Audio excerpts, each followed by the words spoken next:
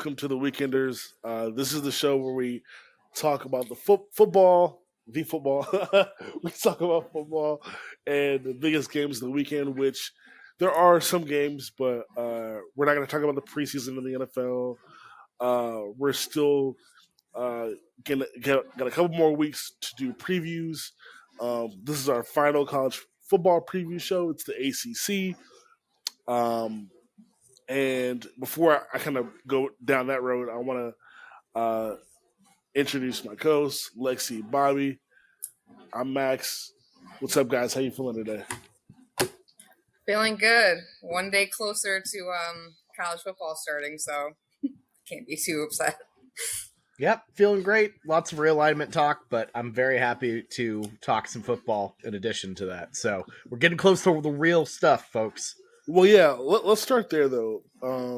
Again, this is the ACC preview. This is kind of a good time to be talking about the ACC because after all the moves that happened with the Big Ten and the Pac-12 and the Big 12, now we kind of like are set. This is the time where everyone's asking, okay, what is the ACC going to do?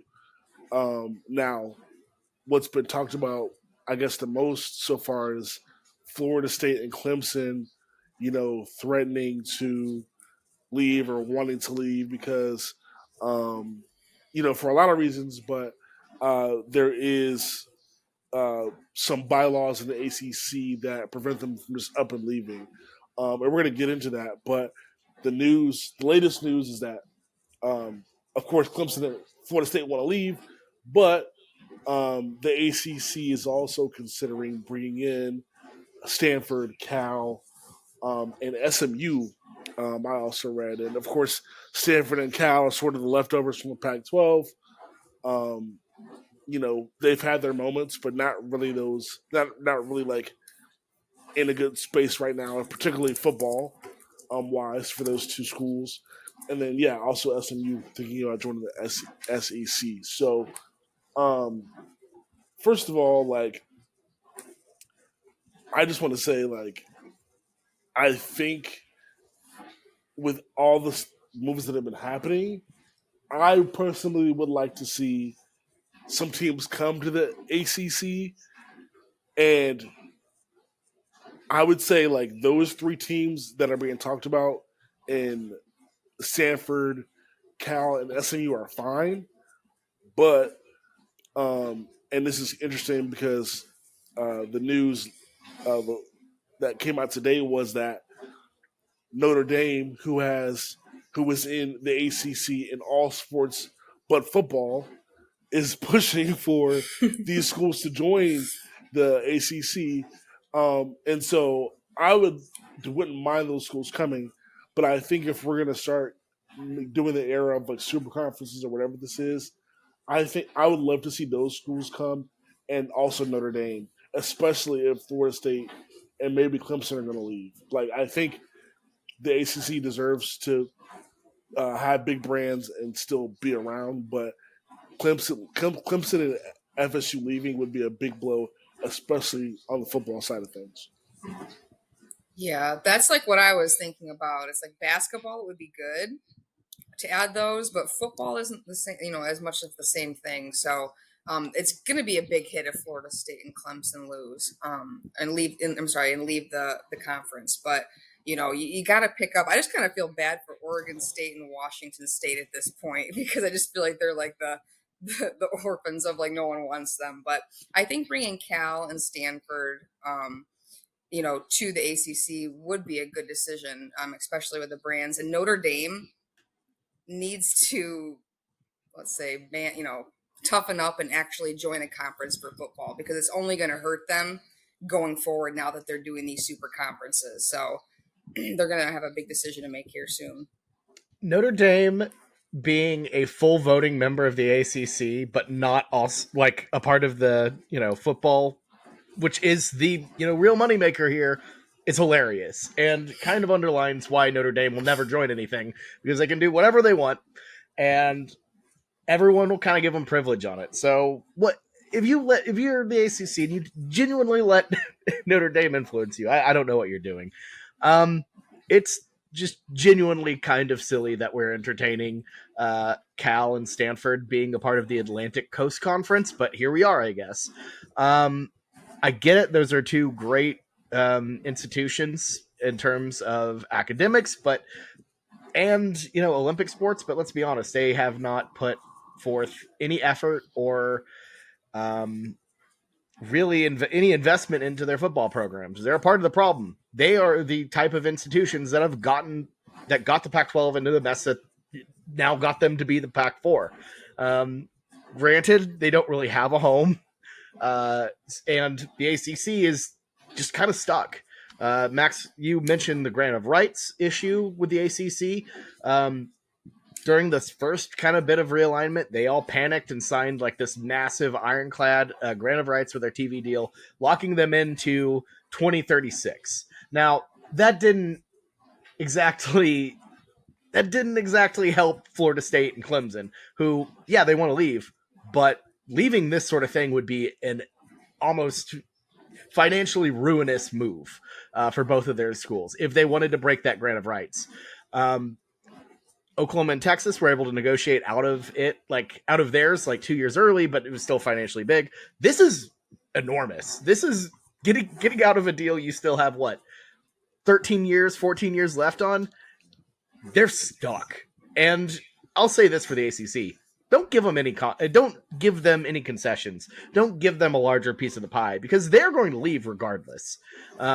You're not really going to keep them happy enough to stay, because this thing has moved to a point where there's the Big Ten, there's the SEC, and then there's kind of the Big 12 like right underneath.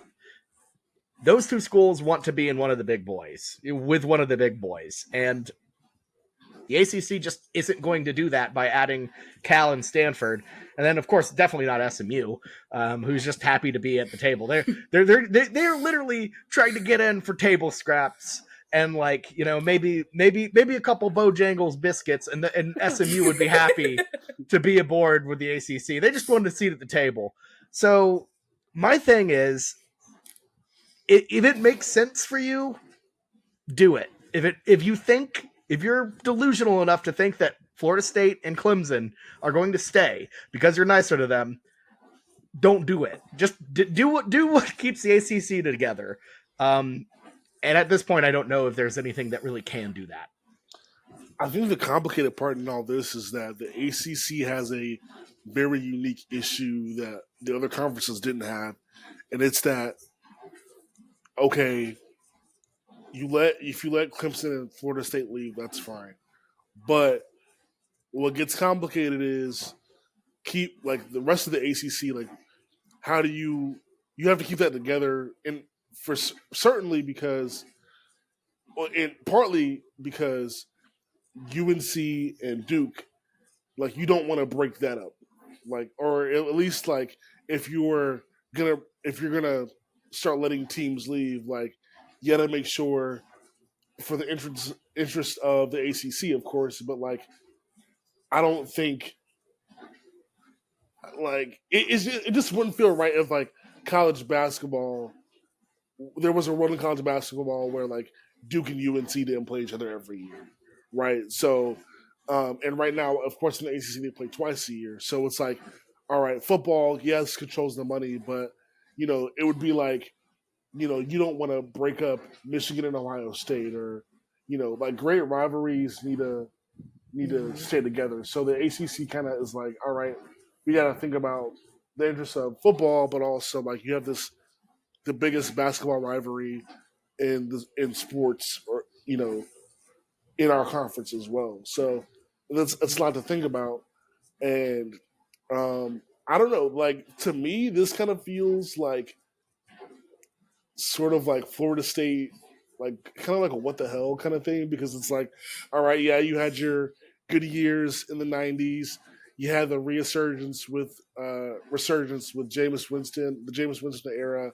But aside from that, you haven't been a very good team. So I get if Clemson wants to, feel they belong somewhere else. Even in Miami, they haven't been good for a long time. They haven't been great in a long time. But I can kind of understand like maybe they want to compete elsewhere because they do well in recruiting still, and in maybe the ACC whatever. But like Florida State's kind of like a little weird to me. Like I feel like they need some more.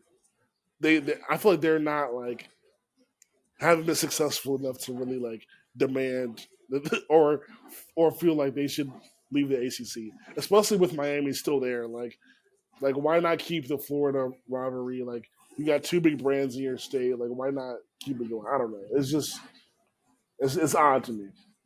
Mm-hmm. And as we know from our Southern Orange neighbors, you can have a big brand and attempt to command respect despite not having any success on the field. So I definitely understand that. And I'll say this, just a quick little note about like Clemson. In 10 years, in 2036 or whatever, are we sure they're still going to be the second big brand? Like, they could completely miss out on this window because time passes on, and then you have a UNC take that spot. Yeah. But I will say, last little note about the basketball conference stuff. We've seen great basketball conferences die because of football realignment. The original Big East, unfortunately, it's never been the same after that. So I hope it doesn't come to that. The ACC is a basketball institution I deeply respect, and it would really suck to lose the other another just massively great important conference in that sport. Yeah, absolutely. I just think too, like if that were to ever happen, that like Duke and UNC are almost like a package deal. Like if it ever were to like dissolve, like those two just got to go together, and it's just got to happen that way. Exactly. Yeah. It was like, it's just gotta be that. Like there's. Yeah. It's sad to think about though, because I mean, think about the Big East. I miss those days. That was like incredible, and then you're right. Football controls all, so we'll see. Hopefully, there's not too much more casualties, but I'm not holding my breath on it.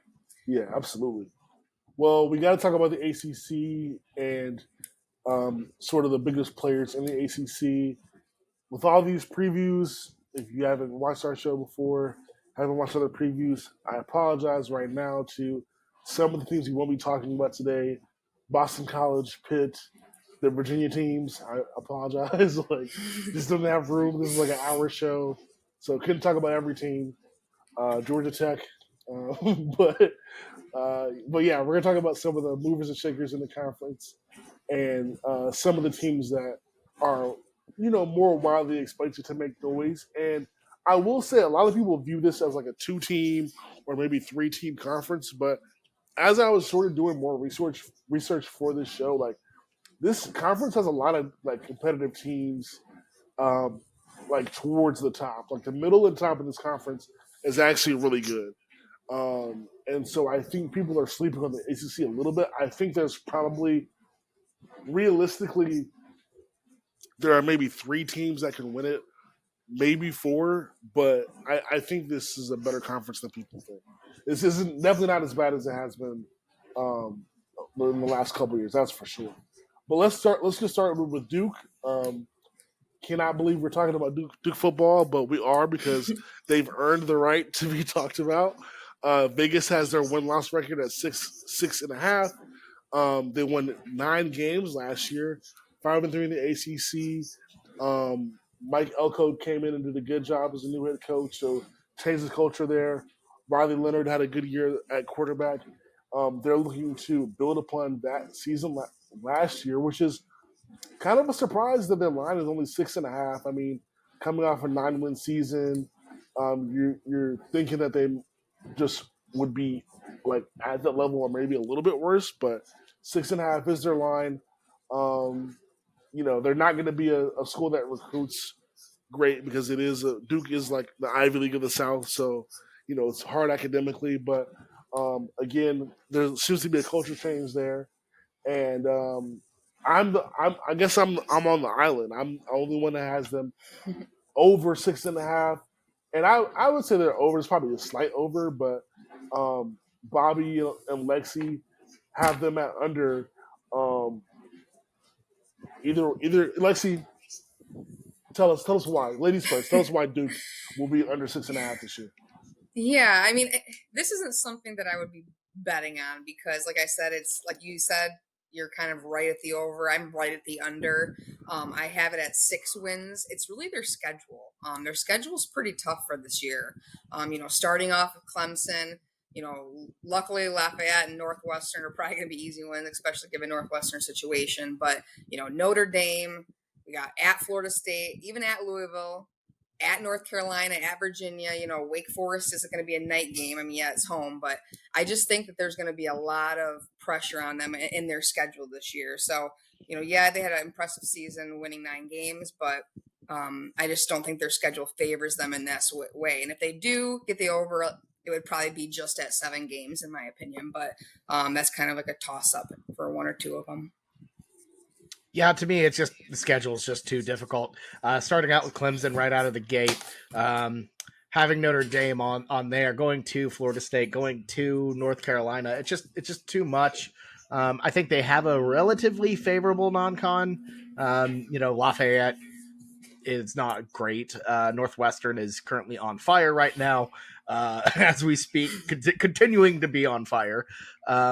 And then you have UConn. But drawing Notre Dame, never fun. But I just don't think there are enough easy wins for me to comfortably go with an over here. So I'm trending under. Yeah, the one thing Duke has against them is that they're not going to surprise people anymore. Like last year, they were they were able to sneak up on teams, and they're kind of like, oh yeah, this team's really feisty. Like Duke's getting some wins. Well, this year everyone knows what you did last year, so you're going to have to again build upon that. You're not really going to surprise anyone that you play well. And yeah, I agree. I mean, Clemson at home is going to be a tough game. Their non-con is incredible. I think they should get those 3 wins. I feel like they should be able. Again, this is like over for me. Like I feel like they should be able to take care of NC State at home. Those teams are probably going to be about the same quality wise. And then you've got Louisville, which is probably a 50-50 game. Virginia is going to be bad this year. I expect them to win that game. And then Pitt, another 50-50 game. So that over-under, I feel like it's going to be close. And yeah, we'll see what Duke does this year. I mean, they were, like I said, pretty feisty last year. Riley Leonard's probably going to be looked at as a NFL draft guy, if not this year, maybe next year. So I think that's all going to be something to look at for Duke this year. Sure. Yeah. All right. So let's move on to NC State, who has Virginia's quarterback and Brennan Armstrong now. Brennan Armstrong is a guy that's like really good stats guy. I don't know how good of a quarterback he actually is, but NC State's another one of those schools that's like always. They're kind of like the Tennessee Titans a little bit, like. Or they're always like in a lot of games. They can lose in really stupid ways, but also beat teams that you wouldn't expect them to beat. Good coach there, good culture at NC State. Just haven't really been able to fully put it together. Recruiting, you're competing against the UNC and Wake Forest, so not really there. But 8-5 last year, 4-4 in the conference. Their line is also 6.5. We all have them going over. What do you guys think? It's going to be the key for them to get over that 6.5. Go, Bobby. I think it's just taking care of business and beating those teams that are kind of on that level. Losing Devin Leary was obviously a pretty big hit, but I kind of like Brennan Armstrong here. He was kind of hamstrung by what I think is probably one of the worst Power 5 programs in the country right now in UVA. And I think we could see him kind of surprising folks. And just kind of going down the schedule, you have your 2 toughest games at home.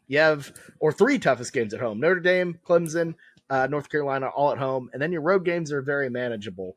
I feel like Wake Forest, Virginia Tech, Duke, UVA, UConn, like that's light. That's light work, I think. And to me, I just feel like they can get 7 in there. Like that that doesn't seem like a big ask to me. I think they won't be where they were in the past. I don't think they'll be kind of on that tier where they're like right about jumping to like a New Year's Six, but not quite. But I think they're good enough for 7 in my book. Sorry, I was laughing because I was looking at their schedule. I don't know what VMI is. what is a VMI? That is the Virginia Military Institute right there. Yeah. What? Yeah. Some of these non-conference schedules are like. Hey, insane. at least everyone's not just talking about Michigan's, all right? So. Oh my god. The funniest thing to me is that it's on the CW network. How bad? How did that happen? They couldn't even find like a regular channel to put it on. They were like, not ESPN Plus, not even like TNT, like CW. That's they're gonna crazy. They're gonna have to break out the the little bunny ears, put them on their TV. Jeez. Oh my god! Right in between, like reruns of like the Green Arrow or something. I don't know, man. Yeah, and that's what I'm saying. Like looking at this schedule, it's just pretty easy to me. Especially their defense was really good last year. I remember watching a game or two on it, but just knowing that a lot of those players are returning too, so it's not going to be too much of a step back for them. But I think that, like you said, this team is hungry. It can get wins done and complete wins that people won't think, and like beat the teams that they shouldn't. So as long as they just keep doing that and then win the games they should, I think it clears. I'd even say, if they're as solid as they were last year, they could win 8 or 9 going into the end of this season. So I have higher hopes for them. I think they're going to do really well. So we'll see. But I definitely have the over of 6.5 on that. The schedule is just too much in their favor not to think it. Yeah, like Bobby was kind of saying, I like Brennan Armstrong a little bit better in this system, and I think there's just going to be more around him to support him, and I think the coaching is going to be able to help him sort of like reel it in a little bit. He's sort of like, a poor man's Tim Tebow, and again, he can do a lot. I mean, I got so frustrated watching Virginia when he was there because like there'd be plays where like he was like the running back and like he literally, I mean, he's just a great athlete, and so I think it's going to be fun for them. I think the fans are going to love watching him play for them this year. And again, NC State's always a physical team. They don't really back down. They're another team that sort of can't get out of their own way in terms of like just losing games they shouldn't sometimes, but I think with this non-con, and again, like you said, some of the tougher games being at home, I think over is probably the best bet in the conference for them. Like NC State over is probably the best bet in the conference if they can stay healthy. But yeah, all right. Moving on to Miami, who is looking to bounce back from a horrific year last year where they were highly ranked in the top 25. I believe they were like a top 10 team in all the preseason rankings. And they are trying to bounce back from a year where they went 5-7, 3-5 in the conference, hoping to see a bounce back from Tyler Van Dyke, who I was on Tyler Van Dyke. I was like, oh yeah, this guy's gonna be nice. He'll be trying to get his name out there for the NFL draft, kind of have a bounce back year. Mario Cristobal is a better coach than the way Miami played last year, and the whole reason he went down there is to help reinvigorate that program. So a lot of people in Miami are expecting big things. New offensive coordinator. They were first in the ACC in recruiting, so they got more talent in there. Miami's never had an issue with talent. It's always just been culture and trying to turn things around. But Bobby, you have the under for them this year. Their line is 7.5, by the way. So tell us what you think it's going to be like in Miami this year. So here's how you fix Miami. You take a time machine and go back to either 2001 or the 80s, and then you're good. Because to me, the Hurricanes, they're just never going to be back to what they used to be. And this current iteration just seems to me like a massive mess. Talk about it on the field last year, losing to Middle Tennessee State at home, obviously horrible. But then you talk about some of the off the field stuff. Their main booster being the guy behind Life Wallet, which is just clearly on fire right now. Read into that, you'll see what I mean. And to me, I feel like they get good recruits. You have the flashy name in Mario Cristobal, but also I don't. I think Cristobal's good at getting guys in, but he's not good at actually coaching. So to me, I feel like Miami as a whole, like it's flashy. Everyone wants it to be back, but they're hit with so many disadvantages. The stadium being like an hour away from campus, and 45 minutes away from Miami proper. And overall just a lack of, an overall sense of apathy with the program in that city. I don't see them bouncing back this year. I look at the schedule and even like points that should be light, like at Temple, I'm like, ugh, I don't know if they could go up to Temple. Like, do I trust them to like take care of business with Temple? It's still a pretty difficult schedule. Going at Florida State, having Clemson in what will be a home game for Clemson, going on the road to UNC, Texas A&M. I just don't see it. I'm going heavy with the under here. Yeah, so I think that Miami actually gets better this year. Josh Gaddis left. So, as someone who like experienced Josh Gaddis as their offensive coordinator, and I think that got a lot more credit than what he was able to do. I know he pitched this whole speed and space when he was at Michigan, and it just failed miserably. But luckily, in Michigan, they had enough talent and things to back up and kind of cover up some things. But when he went to Miami, it was just ugly. And I don't want to sit here and trash him, but I just think that, given what Miami has and he still couldn't get it done, it's just like I'm looking forward to seeing, what is it, Shannon, or who got hired in? Yeah, Shannon Dawson, who just got hired in. I don't know too much about him. I was trying to look into him, but it's going to be better than Josh. I just guarantee it, especially someone who I just don't feel has ever connected with players on a level that he should. But I'm looking forward to it. I think it's going to be better than last year. I think it's going to be, they're just ready for another season that's going to be like a highlight. And I just feel like it's just only going to be so long until that happens again. But like you said, they've never had the problem getting the talent in. It's always been, what kind of coaches they have. So I think this new offensive coordinator situation is going to be huge and a positive. So I'd like to see them do more on offense this year. I think they will, and win the games that they should, and not give up to silly teams like Temple or whatever. But we'll see, because I feel like they're always the team that's hyped up and then always falls short. So with this being like 7.5, I'm like at the line of it could possibly be up to 9, depending on what they can get done on the field. But I'm definitely taking 7.5 for the over, just not by a ton. Lexi, I love that you made that point about Josh Gaddis. That's something I took a note of when I was looking at this team.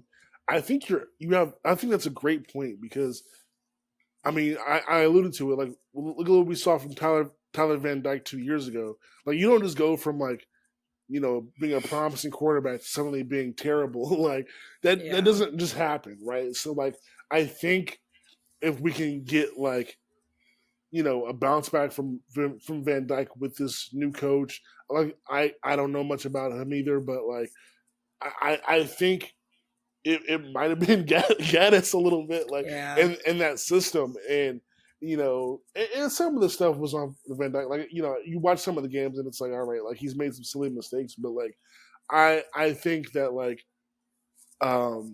there could be something to watch if there's an improvement with their offense there. And then again, we'll see if Cristobal is able to and that defense, the defensive staff's able to coach up that side of the ball too. Um, I think overall, they're always gonna have the the culture issue a little bit because of the the stadium and everything like that. But I am a little bit more bullish on this Miami team this year, just because of the changes that they made, and then also the schedule. Like, they could lose to a stupid team, but I mean their non-conferences looks really easy, and then you're playing some of the worst teams in the ACC in Georgia Tech, Virginia, and Boston College. So I feel pretty good about this over with Miami, the same way I kind of felt about NC State. I feel better about NC State than I do Miami, but I mean, this is a year where they just got to show some improvement, or else you're looking for your next head coach again. And I will say I like the Miami. I don't know how many times they play each other, but I like the Miami versus Miami matchup week one. That'll be an interesting listen for the announcers of that one. Like having to see Miami that much, that's gonna be a fun watch. Week one. Absolutely. Sure. Yeah, having to add Miami, Ohio, Miami, Florida after every deal, that's got to be tough. I will say, Miami. hey, Maction, baby. That's what it's all about, all right? There you go. Weird thing about Miami in 2022, their last home win, September 10th. Oh, God. They beat Bethune-Cookman, they beat Southern Miss, and then they beat Virginia Tech in Blacksburg. They beat Virginia in Charlottesville, and then they beat Georgia Tech in Atlanta. That was it. That was Miami 2022. So I think they improved, but also that's not saying much. Yeah. I mean, I just think anything is going to be better than their offensive quarter situation, so it just has to move up from here. I think. They needed 4 overtimes to beat Virginia. The score was 14-12. 4 OTs and it was 14-12. Jeez. Yeah. Oh, man. That's bad.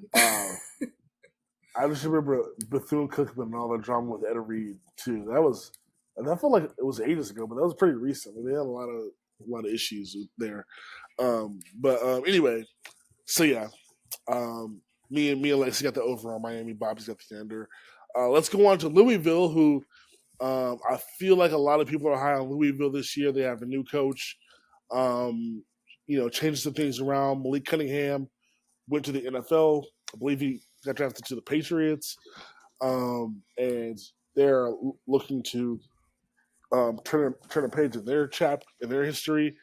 Vegas likes him a lot. They got him at 8.5. They won 8 games last year, 4-4 in the ACC.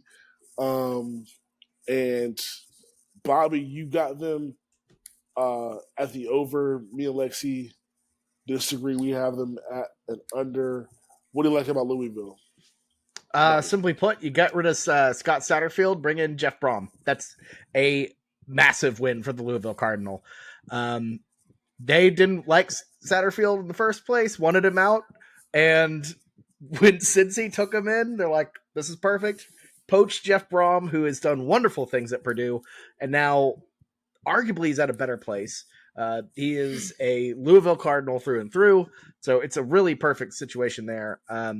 Looking at Louisville's schedule too, I feel like it's not awful. Honestly, I know the 8.5 is a little high, but to me, I think Louisville could work on this. I think they can get something done here and kind of hit that over. I think they're going to surprise some people.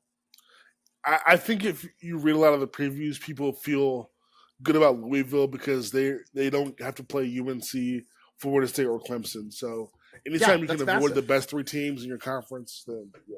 How did that happen? Like, and not only that, they get Notre Dame at home. They got rid of divisions. That's literally it. Like they got rid of divisions. That's what's going to happen in the Big Ten. Penn State got lucky and didn't have any assigned things. Now they're going to play Michigan, Ohio State, and Michigan State every year. Yeah. Penn State with 0 rivals. Seriously, it's really bad. What about the land grant trophy? You know, that ugly, brick of, I don't know, wood with a little cougar on it. I was told that was a rivalry.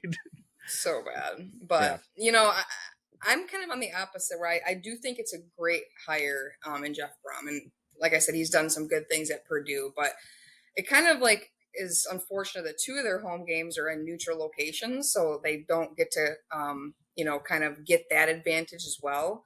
But they did miss out on not having to play the top three teams. But I'm just still not sold that the program is going to kind of keep going, and win more than 8 games they did last year. I think they do take a little bit of a step back, and I'm seeing 7. It could be maybe on the verge of 6 if they fumble the bag in a couple of them, but it's not a terrible schedule. You're right, but I would just say if they even had that home advantage with even Georgia Tech or Indiana, I'm sure they could end up winning those anyways, but that's definitely kind of a little bit of a step back for them, I think, and being able to solidify a win easier when you would at home. So I'm taking the under. Yeah, I would say the slight under for them. Like Lexi said, it's good that you avoid the sort of the big boys in your conference, but I do sort of feel like, new coach, maybe if you've got Brom and the combination of Malik Cunningham and, a veteran quarterback there, you kind of feel a little bit better about them. But I think there's just too many question marks right now with what their quarterbacking is going to be like. And then, a coach who I think is great that he's shown, like, I think it's good for Louisville that, like, you've got a guy in there that's, like, shown that he's been able to do some things, especially at a school like Purdue.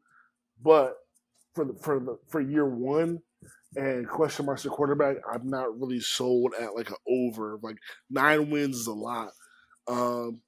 Schedule, like we've been saying, not bad. I feel like they could have, like, a nice little run at the end of the year with Virginia Tech and Virginia at home.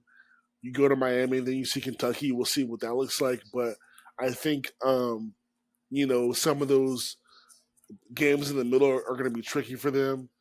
Notre Dame, going to Pitt, going to NC State. Like, I feel like that's where their season can kind of go off the rails a little bit, especially if they slip against Indiana or even Georgia Tech in the beginning. Who, Georgia Tech's not great, but they're not like they play hard a lot of times. So I feel like if this was the line, like if they had a solid year this year, would they win 8 games again this year? And then next year you gave me 8.5.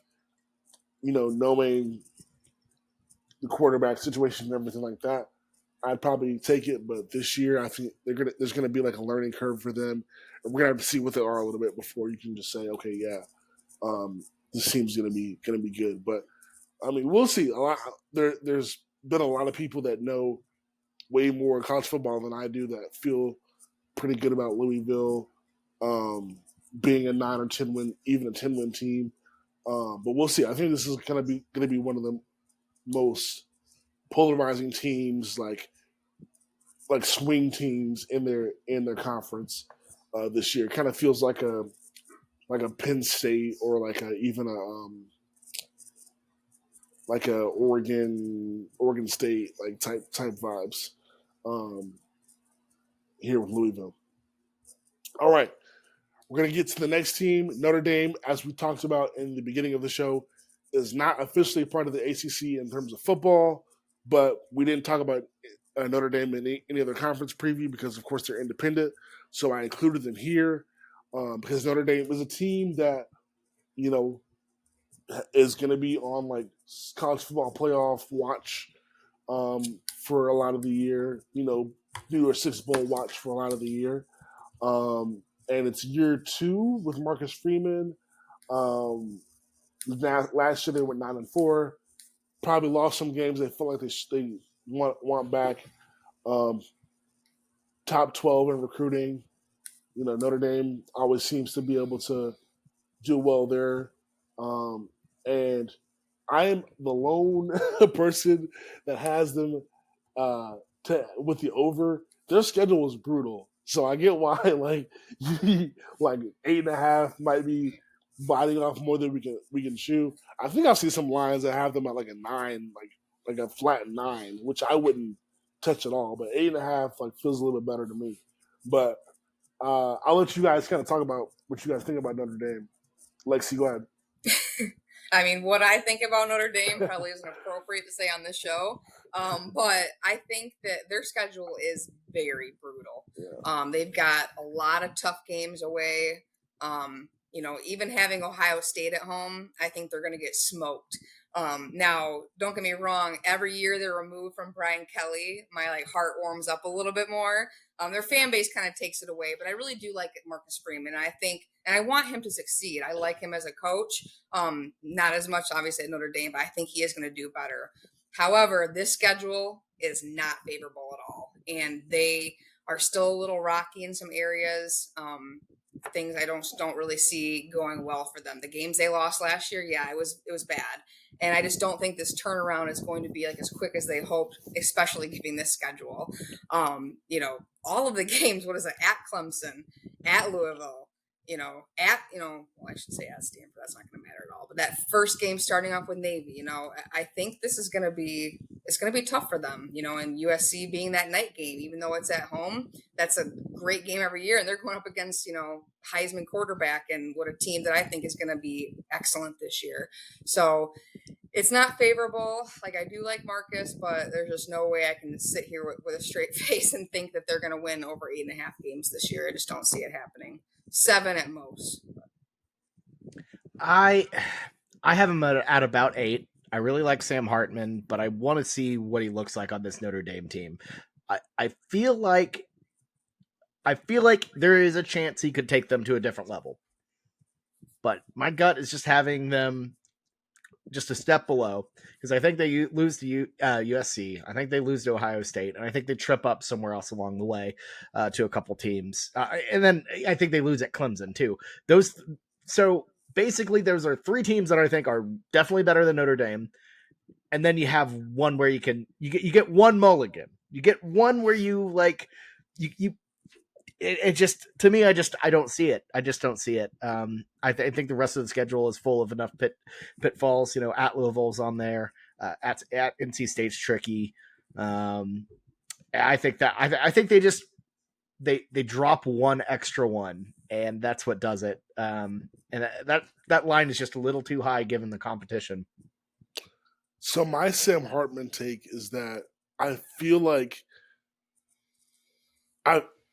he is from an experience standpoint and just talent. Sam Hartman is really good. Probably top 5 quarterback in the country. I probably would feel comfortable if somebody said that. I wouldn't argue.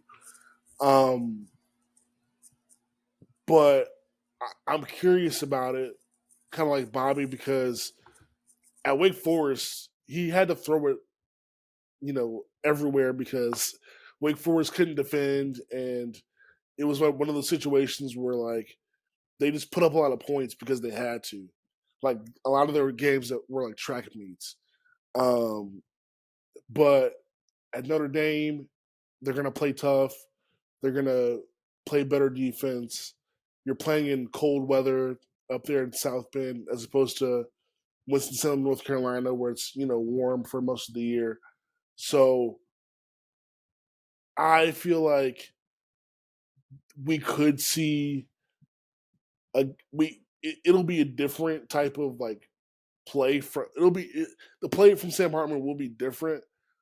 And I think he's going to go into a lot of these games as the best quarterback on the field, which matters in football, not just college football. Having the better quarterback is going to win you some games. But I just don't know. I think the problem is I trust Sam Hartman more than I do the coach. And I don't know if the Notre Dame defense has gotten to the point where I'm this is going to be a problem. Now, if this was Brian Kelly, I'd be oh yeah, Notre Dame's CFP lock. Sam Hartman and Brian Kelly would give me nightmares at Notre Dame. But Marcus Freeman, I think, is a good coach, but I'm just not 100% sure they put it all together. But with that said, I still have them at the over because, again, I think they just I think they feel like uh, they underachieved last year and they won 9 games. So with the line being 8.5, like again, you improved quarterback. I know they lost Michael Meyer, but like I could see them being at 9-4 again. Um, Maybe you still one of these games against one of these tougher teams. But yeah, their schedule was brutal. But I feel like um, I feel like Notre Dame's just I don't like betting against them even with Freeman. And I feel like Sam Hartman's just going to be able to win them a couple of these tough games. They're going to ruin somebody's season, whether it's State, Ohio State, USC, Clemson. They're gonna. I feel like one of these teams are going to be like on cloud nine, and then Notre Dame's going to come up and derail their season, which is what Notre Dame literally exists to do. It seems like so. That's the best version of Notre Dame is like the one we had last year where they lose to Marshall and Stanford, but then beat number 4 Clemson. That's like perfect peak Notre Dame, where they're not good enough to be in the playoff conversation, but they're good enough to really mess some stuff up. Yeah. I mean, it's like their schedule has to be brutal though, so I don't really like feel bad because if you're not going to join, you got to get some solid wins in there. So if they do cruise through this and say this is going to be enough for them to be talked about possibly going to the playoffs, but I just don't see it happening because I just don't think they're in that space yet. I think they're on their way. They're doing great with some of the recruits that they're building. That culture hasn't really shifted under Marcus, but not this year. If you win out, and if you lose to one of Clemson, USC, Ohio State, and win out, that's a lock for Notre Dame. Unfortunately, I feel like absolutely it is. Yeah, the Notre Dame provision is always so damn annoying because they can just go all the way through, not have to deal with a conference championship game. It sucks. It's BS, yeah. Yeah, I kind of like for folks. It sucks that like in terms of the months, like I wish the USC game and Clemson game were swapped on their schedule because like if you're rooting against USC, if they were playing in South Bend in November, like that would be spectacular. And then like whatever Clemson game would be. I can't wait to see USC play in Minnesota in December. Yeah, I mean in November, whatever. I can't wait to see them play in the snow. It's gonna be good. That would be great. But yeah, Notre Dame should be interesting this year. I think I don't know. They're another big wild card, but when isn't Notre Dame a wild card? All right, next team we're getting down to the nitty gritty in the ACC again, and that is the next team is North Carolina, who was also at 8.5, 8.5 line by Vegas. They went 9-5 last year, 6-2 in the ACC, fourth this year in recruiting. I will be last to speak about UNC because that's my team. So I'll let you guys go first. Give me your takes. Yeah, I love UNC this year. I think that Drake Maye is going to have the season of his career in college. They have to fix a couple things. I know they dropped some games last year, but they're definitely one of my favorites going into this season for the ACC. Their schedule, I mean, I'm not too worried about it because I think they're one of the toughest teams in this conference. So what they can do, kind of the sky's the limit here, especially with Drake Maye. But I think that first South Carolina game is probably going to be a little bit tone setting for the season, but then it's kind of skating through after that. And I really don't think they come across someone that they can't beat until at Clemson at the end of November. So, I mean, as long as they don't trip up and lose a game in between the first game of the season and the second to last, that they're going to probably be undefeated or only have one loss going into Clemson. So I think it's going to be a great year, and I've definitely got them the ones winning the ACC. It's going to be good to see. So I do like Drake Maye, but I feel like this year I feel like you lost a bit of production. I feel like you lost a lot of stuff around him. Obviously some offensive coaching changes as well. I don't see it this year. I feel like Mac Brown teams can tend to go really high and then go a little bit low, and I just I just don't see it this year for him.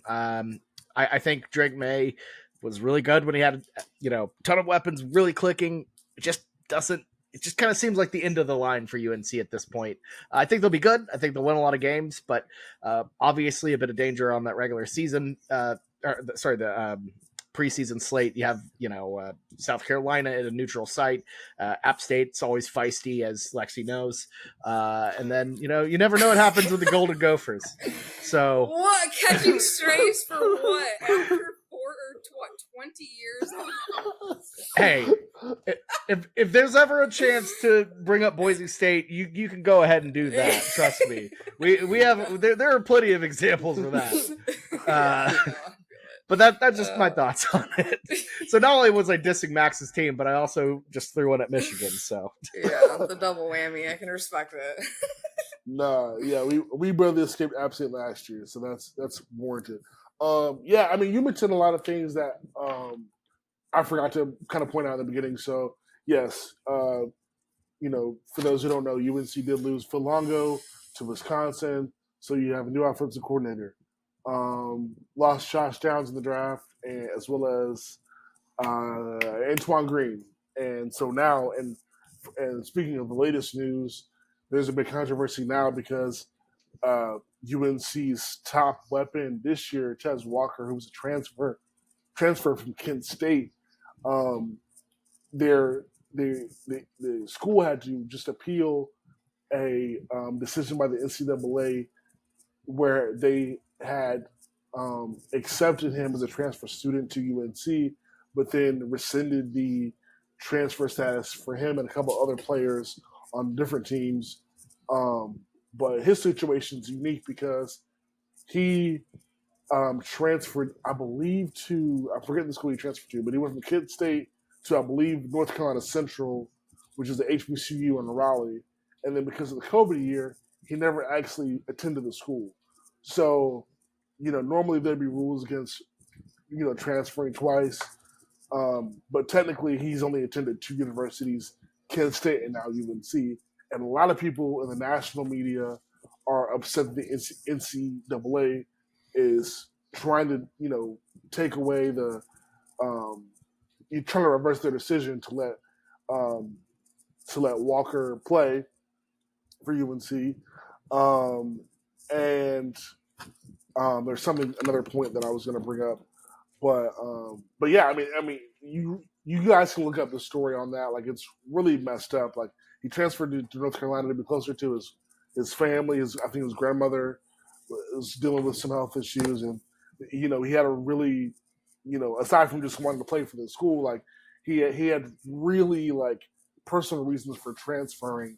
And again, we see, other examples of players that have transferred, bounced around different schools, and again, this guy's only technically this is a second stop, and so there's hope that they will allow him to play, but after, like you said, Bobby, like you losing great weapons and Downs and Green, like you're hoping that your best receiver isn't sanctioned by some dumb NCAA rules. So but hopefully he plays, and if he does, then the reports that I've seen coming out of camp and everything like that is that this is a really good receiving class that UNC has this year.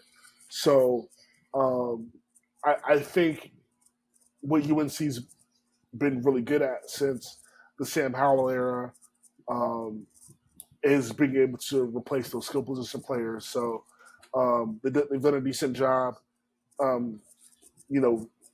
replacing guys since Michael Carter and Javonte Williams went to the draft. We've had De'Ami Brown and, some Daz Newsome a couple years ago with Sam Howell. They left, and then we had Josh Downs come in after that. So, hopefully Tez Walker plays. Hopefully the rest of the guys step up. They got good tight ends. Got a good offensive line. I'm not too worried. Hope if the if the NCAA does the right thing, then I personally am not worried about the skill positions at UNC. My biggest concern is, and the reason I think the team will be better next year is the defense last year was terrible. They were like ranked in the 100s. I'm not kidding. Like in defense last year, like 106 or something like that. So year two with Gene Chizik, they've made some changes in the coaching staff. Got rid of Drake Maye, who was a great recruiter, but all the reports kind of indicated that he wasn't that great of a coach. They made changes there. They made some other changes to bolster the defense. And so, really, like for a team that went 9-4 last year, if you're telling me this defense goes from in the hundreds to like hell in the 50s or 60s at least, or even higher, then like I don't see a reason why this won't be a team that hits this 8.5 over, especially when you consider the schedule and of course, Drake Maye should be the best quarterback in every single game he plays this year on the field. And I completely agree with anybody that says Mac Brown has a habit of losing games that he shouldn't, and the team always kind of feels like they, buckle at some point, which is why, like, I'm looking at the schedule and I'm already nervous about going to Georgia Tech on October 28th.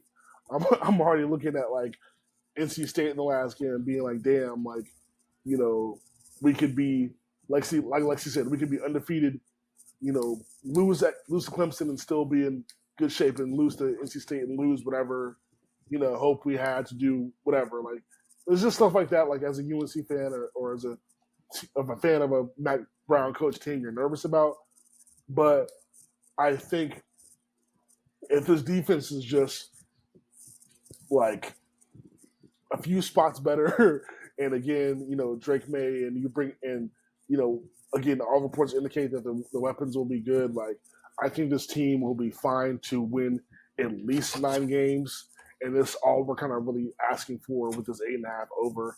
What they do beyond that, I don't know. You have to see them play. I think the first game of the season will be a big game for them in terms of like seeing where you're at as a team.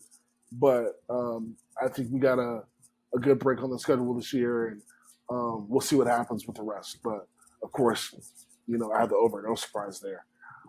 Sorry, I've said a mouthful. I don't know if you guys want to respond to any of that. But no, I got high hopes, so I hope you get to experience it. And I will say, the NCAA needs to stop picking on UNC football for some reason. As we know in the past, they are just like overly harsh on sanctions. And I also got to say, yeah, I saw Tez Walker at OU Kent State last year. It was absolutely a standout, very good player. So if he does get waved through, as he should, he's going to be an absolute just a baller for the Tar Heels. Yeah. It is such an unfortunate story, and it just leaves a sour taste in my mouth. But it's the NCAA, so what do you expect? Yeah, it's just baffling. I mean, I could talk about that all day, but it's just like, come on, man. The kid transferred like literally to be closer to his grandmother, and you're just like not gonna let him play football. Like it's ridiculous, man. Like, come on. So many other issues to be worried about, but let's focus on this one kid, like who didn't even play at the one school he was at. So yeah, it's bad. It's bad. All right. Moving on to Florida State, who is in the top 10 in a lot of people's minds starting out the season. Rightfully so, though. I mean, they do have Jordan Travis, who's a very dynamic quarterback. Mike Norvell's been able to change some things around there and kind of get them to be back to relevancy. They're bringing back a really good players on both sides of the ball. Their skill positions are good. Their defensive end, his name's escaping me right now. I've seen in some mock drafts for the NFL that he might be in the top 5 picks. So, like, Dynamic offense, defense. Um, a lot of reasons to be hopeful for Florida State. Um, Bobby, Lexi, you guys have them at the over. I have them at the under, and I'll just give my take and then let you guys go. I feel like Florida this year could be like another version of Miami last year. So Miami had like a good run to end the season, and then I feel like people were so thirsty to see Miami football be good again that they just propped them up in the top 10. And so my wariness about Florida and that their line in Vegas was 9.5. They went 10-3 last year. So good. I mean, yeah, 10 wins last year. If I would think the ACC recruited well, third in the conference.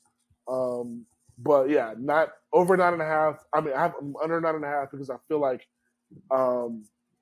again, like team plays well, and then the with some of these bigger brands, we've seen it with Texas and some of these like glamour schools in college football, like they have some success, and then everyone's like, all right, they're a top 5 team, top 10 team, blah blah blah. And I feel like we saw the last year with Miami, and I think we're getting a little bit of this year with Florida State. If the divisions were a thing, I would feel a little bit better about them. But now, with other divisions, and you have to go to Clemson this year. You got LSU to begin with at the beginning of the year, and then you're gonna play some of the tougher teams on the road. Wake Forest isn't an easy place to play. Pittsburgh is an easy place to play. We'll see what Miami and Florida look like at the end of the year, but I would say like I'd be more comfortable having them at 9 wins. I'm not saying they'll be that much under, but I'm pumping the brakes on them being like a top 10 team in the country this year. I feel like it's a little bit of a fool's gold with Florida State. You're gonna have to show me that you can put it together because they've had Jordan Travis for like 3 years and it hasn't really made a difference. So I'm not really ready to buy that it's going to make a difference this year in terms of them being a top 10 team in the country. Yeah, I mean, I'm right there, but like the over. I see that they're going to basically dominate their schedule. I think they lose to LSU to open the season, but I know they're at Clemson too, and then those 2 games are really the only ones that I question. Now, they won 10 games last year. I think they're going to continue this. I think 10 wins should be really the floor for them. I think that they could end up beating either Clemson. I don't think they'll beat LSU. I don't know. I just kind of feel like Brian Kelly's on a tear, and as much as I hate to say it, he's going to be on the up and up. But if they just flip one of those games, I think they're going to lose. There's an 11-win season, but I definitely think that they can hit 10 without it kind of being a worry or like a hiccup at all, because like I said, their schedule is pretty decent. So they can just toss one up between LSU and Clemson. I mean, you got yourself pretty basically in the championship game, but we'll see. I like the over though for them, but right now I'm only saying 10 wins. I like the over too, but I gotta say, if you bet it and they lose to LSU and Clemson, you're sweating the entire season that they don't mess up. And then you got Florida. I think they can make that run, and I think genuinely that both Clemson and LSU are toss-ups. I'm big on Jordan Travis. Last year, they hit just a really hellish 3-week stretch where they had to play NC State, Wake Forest, and Clemson back to back to back. That tripped them up. Lost all of those games pretty close. I believe the biggest one was a 10-point loss. So not like they got embarrassed at really that much that season. They just kind of had a really tough run. Now, obviously, LSU is brutal at Clemson, at Death Valley. 2 games that I have circled. I'm already excited for. But I think they can take care of business and make a really good run through the rest of the way. Outside of that, Tech, Syracuse, Duke, at Wake Forest without Hartman, at Pitt, Miami, who they murdered last year. I might keep in mind last year's version of that game, Miami started quarterback had 37 passing yards.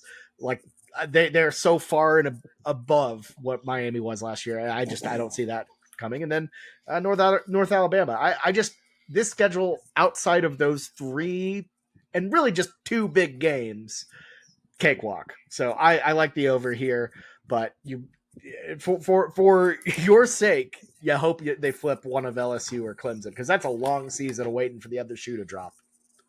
Mm-hmm. Yeah. And Jared Verse is the name of the player I was talking about earlier. He's projected to be like a top defensive player taken in the draft type guy. DN. If your team is looking for a defensive end in the draft next year, you should watch Florida State because this guy's a problem.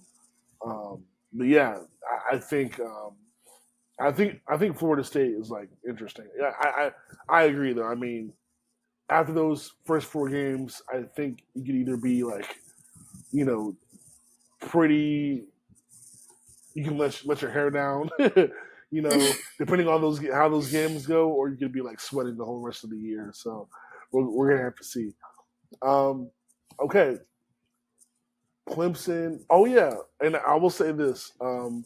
Hopefully, they don't like overlook Boston College on the way to play. On the way to play Clemson either, like at Boston College, that can be tricky. But anyway, all right, last game.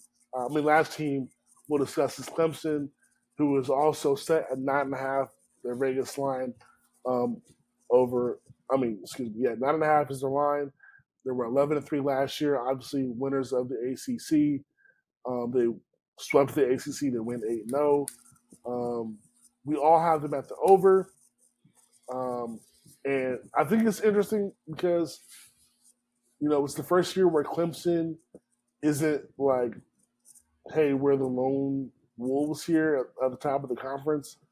But as we've already discussed, throughout the show, the unfortunate part for anybody that's rooting against Clemson is that a lot of their toughest games are going to be in Death Valley, which is very, very annoying. But yeah, this schedule, like, it turned out so great for them. Like, their toughest challenge is going to depend on, how good is South Carolina at the end of the year. Do you survive that after, losing to them at the end of the year last year? And then, maybe going to NC State depending on how well they play. But yeah, all our toughest teams, Florida State, North Carolina, Notre Dame, are going to be home games. So this could be a cakewalk to the ACC championship with them. Yeah, including the ACC championship, they only leave the Carolinas twice. That's insane. Wow. And the ACC championship's in Charlotte, so exactly. Yeah, including that one. Yeah, they have to go to Syracuse and they have to go to Miami, which is basically going to be a Clemson home game because, I don't know if Miami fans really, really exist offline. So, I kind of like it. For me, it's the toss up of Clemson and Florida State. I think UNC is going to be the winner in all of this, but I kind of could flip out either of the other two because Clemson's the same way, except they're playing South Carolina, North Carolina. Even Notre Dame gives them trouble. Florida State. There's going to be a couple games they drop there. So I have them at the over, but it's the same way that I had Florida State. It's just barely. I think 10 wins will be good for them, maybe 11, and then we'll just see how they pan out. If both Florida State and Clemson have 10 wins, who's going to go to the championship and play North Carolina? But it's really a toss-up for me. But both have schedules that they're probably going to drop at least a game or two. But I think that 9.5 is a good bet over. Clemson's a really hard place to play, but I'm happy that South Carolina broke the streak. Like, it's so annoying to play there when they have that streak going, but now that it's over, it's like, all right, now there's no streak talk. Now it's like they got to earn their stripes. Like, no pun intended. This is the Tigers, but they got to earn their stripes again, like in their home stadium. And I will say, like, I'm interested to see like what Cade Klubnik looks like with Garrett Riley at offensive coordinator. Obviously, things last year were all about, DJ and, Cade was there, but he was the backup and, that offense was still putrid, but they still won games because, you know, it's Clemson, they have talent and they have coaching. But Will Shipley, Cade Klubnik, that Garrett Riley offense, like that's going to be something to watch. And honestly, like, you know, we'll see what happens, but Clemson could be a really scary CFP team if they get there. Like, and depending on how this offense looks, because we know they're going to play good defense as well. So, yeah, I'm with you. I think this is an over. It's going to be easy. They're going to have games that are annoying where they almost lose to a team they shouldn't lose to, and then they rush the field anyways because that's their tradition. The worst. But yeah, no, Garrett Riley with Clemson, that's scary. Some scary hours right there. Yeah, for sure. All right. So that's all the teams. I want to get to one topic before we go into the superlatives. And that's the coaches poll. The coaches poll came out a couple days ago. We'll have the AP poll out in a little bit, preseason poll. But you know, won't bring it down fully because you know we've seen it. But I want to ask you guys: do you feel like the coaches have it mostly right or mostly wrong in this preseason poll? I mean, I see absolutely nothing wrong with the top 4 teams. No, but I'll say this: they've made correct assumptions. I mean, even this top 10 alone have all been forces to be reckoned with in these last few years. Florida State might have snuck up a little bit, but, you know, Alabama, Georgia, Michigan, Ohio State, LSU, USC, Penn State, Clemson, Tennessee, you know, I think that was pretty good. Now, the second half could be a little bit shaky, but I think that nothing's been outlandish that I've seen. But I know that a lot of people think different and have been very upset at this, but I'm pretty good on it. Yeah, if I wanted to nitpick and let's be honest, these are just sports information directors who made these picks. What they had to say, I think Penn State's a little too high, USC's a little too high. I think more respect should be given to Florida State and Clemson. Other than that, you know, Texas at 12, I think that's actually kind of exactly where I'd have them. I like how low they are. I think that makes sense. OU being included, probably a little risky. Oregon State at 18, not bad. I think TCU won't be at 16. No love for the Tulane for the Tulane Green Wave, which I hate. You know, they had a great run. Tulane's at 23. I know. They deserve more. They deserve to be higher. But no, overall, I think it actually is a pretty good coaches poll, all things considered. Yeah, I don't love the Alabama, like, let's give Nick Saban the benefit of the doubt and make sure he's no lower than 3. Like, I feel like you can Alabama, you know, respect to Nick Saban, but I feel a little bit more confident in LSU with what they have. We know Brian Kelly's a good coach. We know Jaden Daniels there. Like, let's give some respect to LSU, even over like Ohio State, which again, like, great program. We know all that, but like until the quarterback situations are kind of like established, I feel like you got to give LSU some credit there in the top 4. But outside of that, like you guys said, I don't really see any like glaring issues with it. I feel like they did get it mostly right. You know, even towards the bottom, like you kind of never know. I thought it was cool they put Texas Tech in there. Ole Miss, Texas A&M is interesting to me. But yeah, I mean, this isn't too bad. I'm curious about the AP. I'm more curious about the AP poll, but the coaches poll is not that bad. Okay, so back to the ACC talk and the superlatives. We're gonna start with the MVP of the ACC.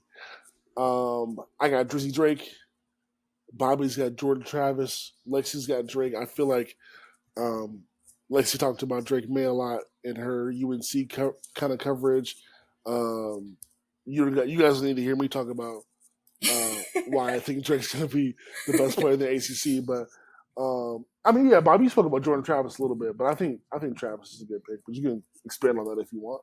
Yeah, no, I think Travis is going to be an incredible player. As he has been, he's gotten better each year, and I think he has that blend of experience and talent, and to me, I just think he's a step above Drake Maye here, and I think he'll have that little added element of producing more wins than Drake Maye will.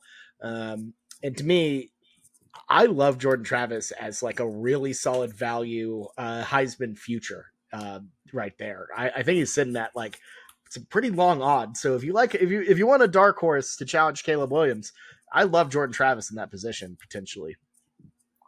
The only thing I'm curious about, and I think Jordan Travis is a great pick for like the overall ACC Player of the Year. I saw one preview that had like Jordan Travis is ACC Player of the Year and like Drake Maye is ACC Offensive Player of the Year. Like I can see something like that happening, or the reverse.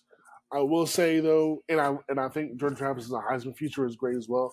I think the biggest variable with this is going to be what does Drake Maye look like in the new offense? Like no Phil Longo, he's got a new coordinator. Like what does this look like? What are the weapons like, etc. I think Jordan Travis will kind of know what he brings to the table. And we know about Drake too, but I think like with the changes, like there's always like that variable as well. So should be interesting. Coach of the year for the ACC. You guys picked Norvell, Florida State. I don't know if you guys want to expand on that. Yeah, I mean, I think that he has the chance to, I feel like, make the most impact, I guess, out of the coaches on this. I mean, I think that he has the ability, and like I said, their schedule really favors. So it was kind of like a toss up between him and Cristobal, even. But like, I don't know. So I'm definitely going with Norvell on this. Yeah, I'm going with Norvell mainly because I think he can complete the character arc of I brought Florida State back that he started last year. So that's my thoughts on it. I almost wrote anybody but Dabo. I always wrote anybody but Dabo. I feel like there's a chance for like Mac Brown even to like have some redemption there. I feel like there's a couple coaches like Elko as well that could get some shine. But I picked Cristobal because I really do feel like Miami could have a bounce back year.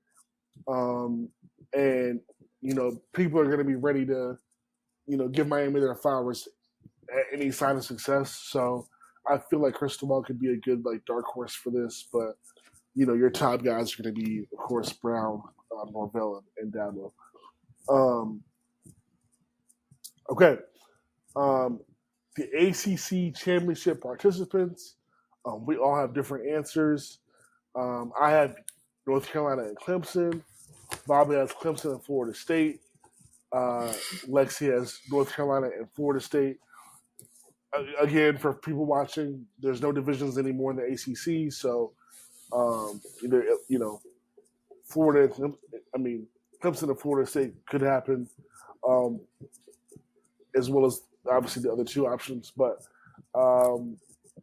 yeah, I'll say for me, I feel like because Florida State doesn't have to play. Oh wait, no, I'm sorry, I was wrong about that. I'm thinking about Louisville. Sorry, that was my thought. Okay, a lot of people have Louisville as like a dark horse ACC championship participant because they don't have to play Clemson, Florida State, or North Carolina. But I think because North Carolina has to play Clemson, and Florida State has to do Clemson and LSU, I feel like if North Carolina can stay clean outside of that Clemson game, then I could see them having to see them again in the ACC championship above Florida State, because Florida State's schedule to me is like slightly tougher. But yeah, and to me, I think because Florida State, you know, their two toughest or two of their three toughest games are non-conference with Florida and LSU, and therefore aren't counted towards the ACC championship. I just don't see them taking two losses in the ACC. I think to me that makes Florida State almost a lock for the ACC championship in my mind. Yeah, I mean, for me, like I said earlier, I could really swap out Clemson or Florida State. I had Clemson at first, and changed it. But I like UNC the most out of this, and that's who I think is going to win. So we'll see if it's going to be either of those two, but definitely either of those two. Yeah, I think people feel like, for the most part, it's like a 3-team race, and then, like I said, there's some people who have Louisville as that dark horse, but yeah, I mean, you could go either way with these. All right, ACC winner. Again, we have three different answers. I mean, and nobody needs to like debate this because it kind of just depends on like who wins the game, and we don't know enough about the two teams at this point to say that. But I've got Clemson because I'm just too afraid of Clemson at this point to doubt them. So I'll put them as the winner of the ACC. But I was at Florida State, obviously very high on. You mentioned that today, and then Lexi, like you said, UNC. I appreciate your faith. I'll have the faith for you. I really appreciate that. That would be fun. I would love to see Drake Maye win the championship in his hometown of Charlotte, especially after and then maybe get the Heisman while he's at it. Yeah, exactly. Especially after what happened last year, like that was disappointing. And it was what was so frustrating about that game was like, you felt so good in that like first quarter or whatever it was when DJ was like playing like DJ and UNC was like playing so well, and then Dabo pulls up the trick card and like, all right, Cade, go out there and do your thing, and then they ended up winning. Like that was really disappointing. So yeah, that a bounce back from that would be nice, and a Heisman would be great too. I agree with you. All right, so we all have the same answer for this last question. How many ACC teams make the college football playoff? All of us have one, which I feel like for me comes down to Clemson. If this applies to Clemson and UNC. With the schedule, I'll speak for the. I picked Clemson as the winner, so let me speak from that perspective. With Clemson's schedule being easy enough to where they should win a lot of their games, and then if you're the committee, you're like, all right, well, let's say South Carolina is like ranked at the end of the year. Like they could have a pretty good resume. Like that's easy to like. They get a lot of wins. They beat Florida State. Let's say they're still ranked. Let's say North Carolina is ranked. Notre Dame is ranked. South Carolina is ranked. Well, that's 4 ranked wins, and you beat a ranked team at home. Like that's a good college football playoff resume. They win the ACC championship and they're in. I feel like that's a pretty cut and dry case.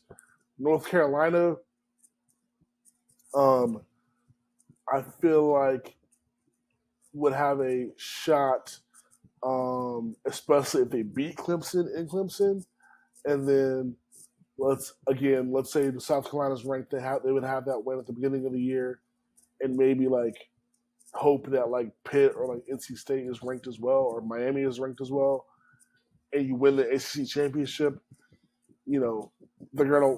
I feel like that's a good way in, and then they're gonna want Drake Maye, a potential top 2 pick, Heisman candidate guy. Like they're gonna want him to continue to play in the CFP. So I feel like those two teams have the best chance.